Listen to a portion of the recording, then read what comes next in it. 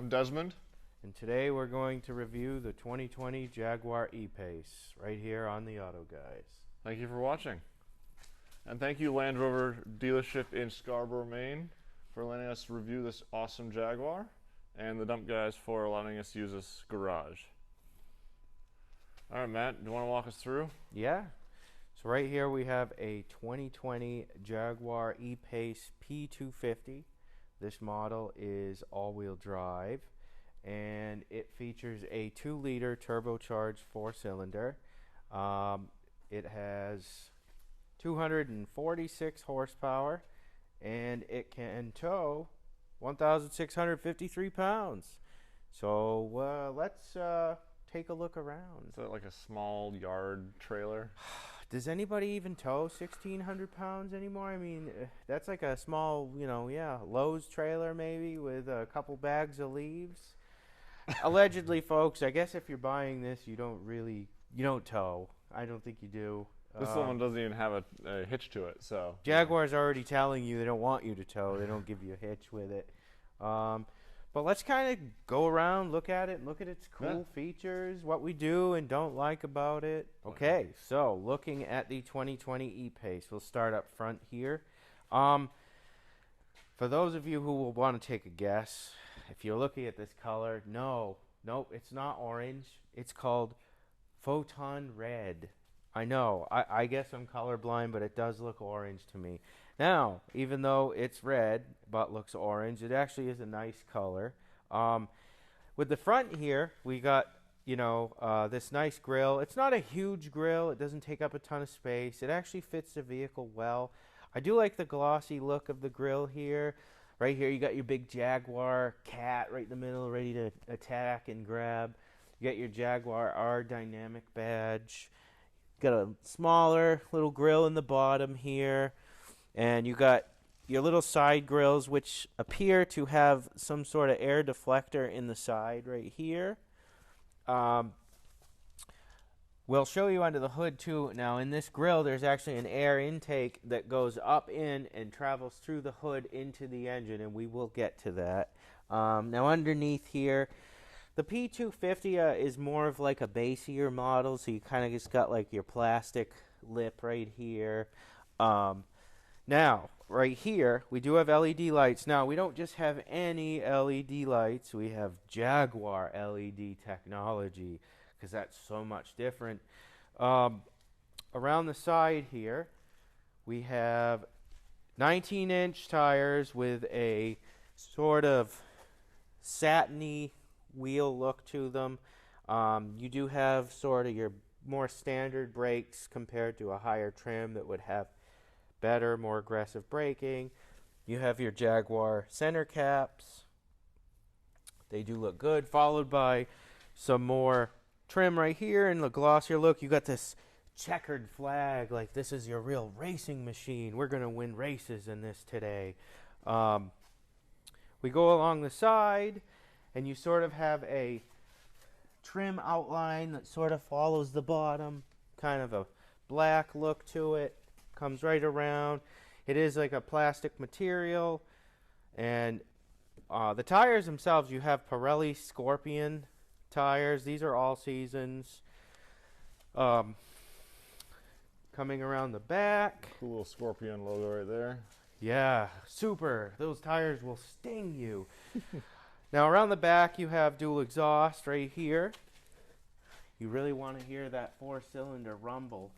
And then at the bottom you have sort of a small deflector here. You do have your badges, which I think the badges personally would look better black to kind of follow the rest of the trim of the vehicle. But, Jaguar does what they want. Yes, this is the E-Pace. You do have your P250, and so you don't forget all-wheel drive. You have your hatch. Overall, if we take a look at the vehicle here, it's not a big vehicle. In fact, if you're buying one of these, don't plan on, hauling a lot of people or groceries in it, because it's not really all that big. In fact, the back seat's a little cramped, and we'll get to that too. On top, I wanted to point out that we have your roof rails right here, which are a black, and they do actually look very good in this black color versus most traditional roof rails you see that have like a satin silver finish to them. So they did their homework here. This one does have a glass roof, but it does not open. It's more of a big shade that opens up, and you could see the sun, but you can't feel it. And then we will take a look now under the hood at the power plant. Okay, so under the hood of this checkered flag machine would be a 2-liter 4-cylinder engine. This is turbocharged and direct injected, and it churns out 246 gerbils on a wheel. Now it's rated at EPA 20 in the city, 26 on the highway. The power I'd say is average for your vehicle in this category. Most 2-liter 4-cylinders now are about in the same horsepower range. Ford is really the same in their 2-liter EcoBoost. It's very tight and cramped under here. You know, if you are a do-it-yourselfer, don't take it to the dealership. We were going to point out the air intake system that I had noticed. Now it looks like, from the way they have it set up, is the air comes here through the grill, and then through these slots right here, and then up in your hood right here when it's closed, it would seal, and then the air would come in here, and then it comes out here, down into your air box right here. So that's a neat little, I think, addition from Jaguar. I would think that it's because there's just really no space in here that they kind of had to do that. There's nowhere air really gets in. And of course, some symbols to read your manual. If you want to know what's in here, read your manual. Same with here, you know. It's kind of cramped, I won't lie. You got your fuse panel here. Looks like a little wedge. Yeah, it does. Wow. And then, you know, you got your traditional, every vehicle has it now, all your shiny plastic under the hood. Everybody just is trying to outdo each other with the fancy plastic. Is this like a shape of a house right here? There's a lot going on under here as far as all kinds of routing, you know. I mean, this is a very tight engine bay. I can't even imagine another possible engine fitting in here. Very, very tight. So it's probably better left to the technicians. And on that note, that's about all there is to see under here. Now we will do an audio. Let's listen to the sound of this engine. It doesn't sound too bad for 4-cylinder.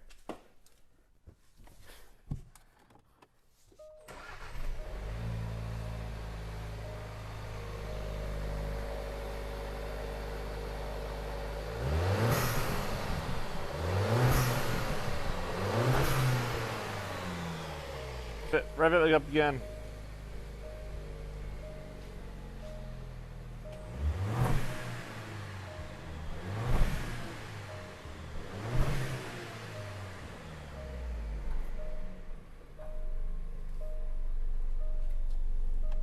Now, if you can tell, in this, the exhaust doesn't actually connect to the outside.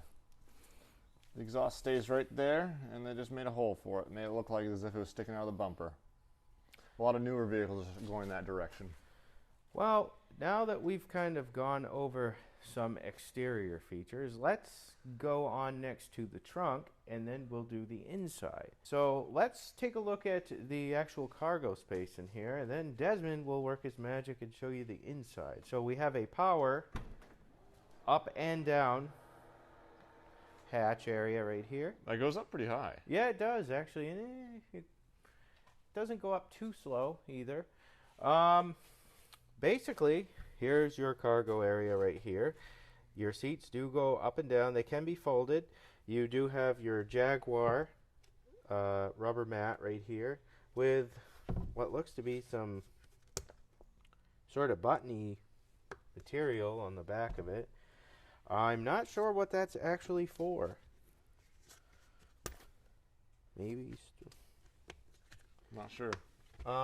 You have a tonneau right here to basically hide any of your goods you have.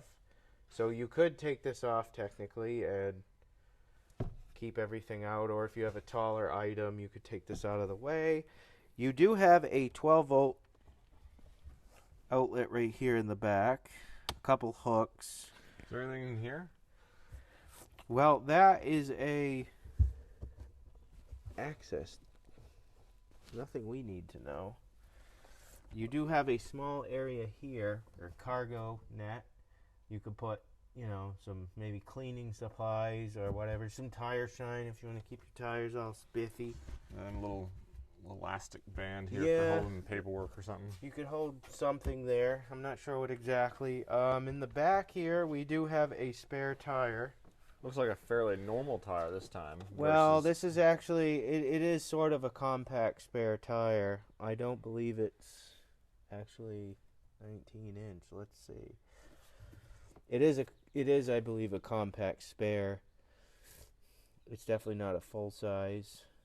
So right here, remember, only 50 miles per hour max on your spare tire. And then you have your tools right here. Luckily, they actually do give you a spare tire with it instead of a can of Fix-A-Flat. And then right here is your standard button. The hatch to go down. It actually goes down. It's not too slow. It's quick. Does it have the sensor thing for underneath the foot sensor? No, this does not have that. Aw, man. Nope. And then basically we have, you can see your sensors here. And then that would be your spot for your tow hook. If you wanted to punch that out and thread in your tow hook. And then, let's see, do we have a push-in fuel door? Yes, we do. There's where your fuel goes. Huh. We'll do the inside. We're going to start this powerful machine. Shut this door. Forgive my filming. Yes. So, leather trim here. Actually, this is plastic. This is all plastic right here. We got what they're trying to do, mimic chrome, but it's just pure plastic. I believe there's a cell phone recharging flat panel right here. I can't really tell though. It's too dark in there to see. There is a 12-volt plug in there. Yeah. You got your normal climate control buttons here. Allows you to go cool and heat. Leather steering wheel. Your general logo for Jaguar in the center. And then the type of car you got. And you got your normal buttons here, which are all very plasticky and squarish, but they're actually functional and they feel comfortable to the touch when you're driving. They're very durable feeling. You got your digital monitors here. So your odometer and your speedometer and then your mileage, it's all digital. When you are trying to put this in drive, it switches to D up here for drive. And I just press park and it instantly goes in park. Then you got your race modes here, so you don't go too fast, or you may want to go fast. It's up to you. Yes, we have, what do they call the sport mode in here? It's called dynamic, I believe, yes. Now when you hit the button, the console will change. When you go all the way down to dynamic, it turns red. Yep. Oh, wow. Wow, we're ready to race now. You got comfort drive, you got your eco drive, and you got your Aiden ice snow drive. Oh boy. And then on to our infotainment screen, which we have some opinions on. It's kind of laggy for a Jaguar screen. All very plain. The map here is alright. Now I can zoom in on it like a tablet, which is cool. So I'm in Bangor, Maine right now. That's actually fairly decent for this touchscreen. I was expecting worse. You can just do positive and negative, zoom and zoom out is more or less what you call that. But in reality, that's not bad. It's almost as good as a tablet for that. We knew there were going to be letdowns, but luckily there wasn't, a complete letdown. What you got here? Compass. You got 3D, you got 2D. You got your satellite. Cancel that.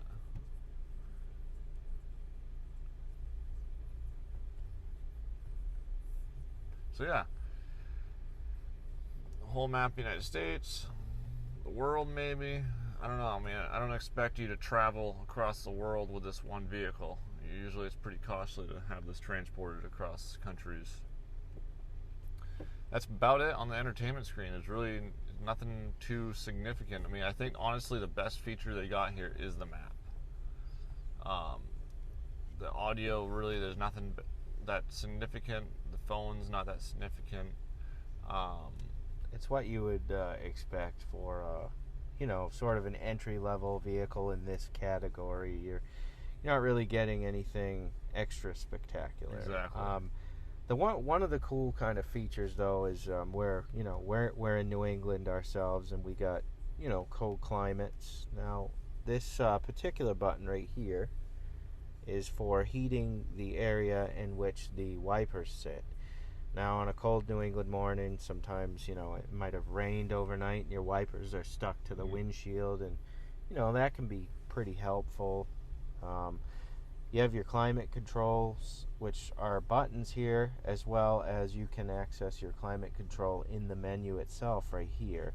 So the fact that Jaguar did give you both is actually really nice, because some auto manufacturers only give you one or the other.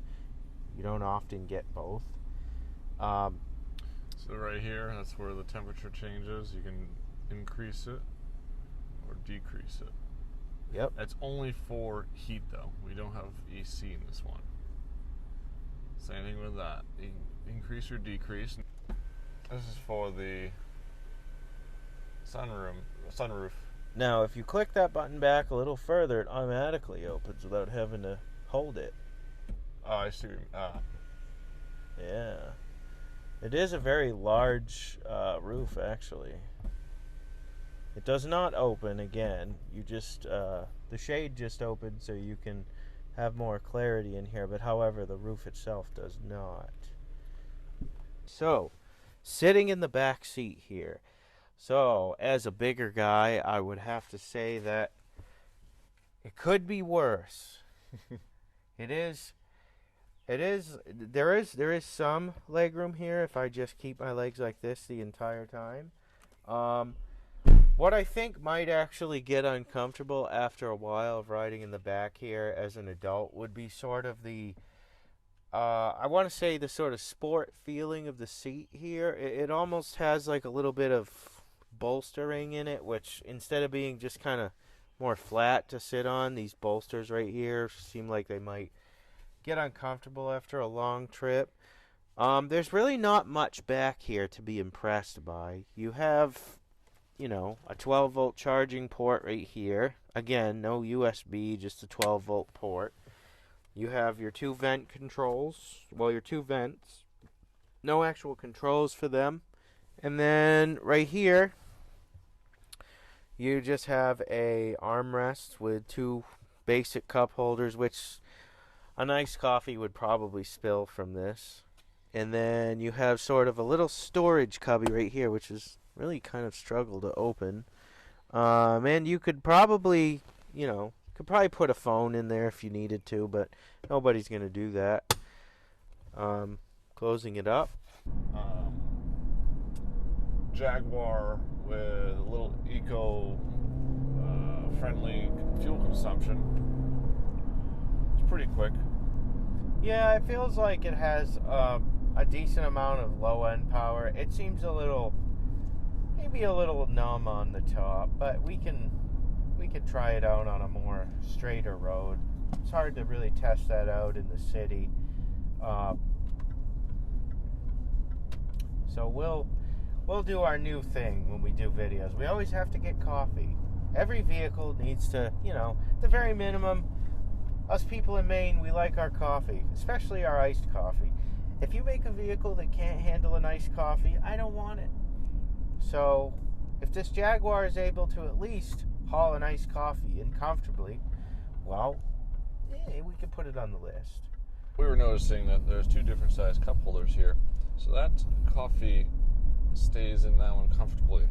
However, when I try to put this cup of coffee in here, it does not want to go down very easily. It's very difficult to get in. So, we noticed that it's pretty small compared to the other one. No idea why. I don't get the logic behind that at all, but Jaguar, you did something very odd. Also, there's no cup holders in the door here, I've noticed. It's kind of a lumpy, weird setup. I don't even know how to explain that. You can put things in there, but definitely not drinks. Right here on the Auto Guys. Thank you for watching. And thank you, Land Rover dealership in Scarborough, Maine, for letting us review this awesome Jaguar, and the Dump Guys for allowing us to use this garage.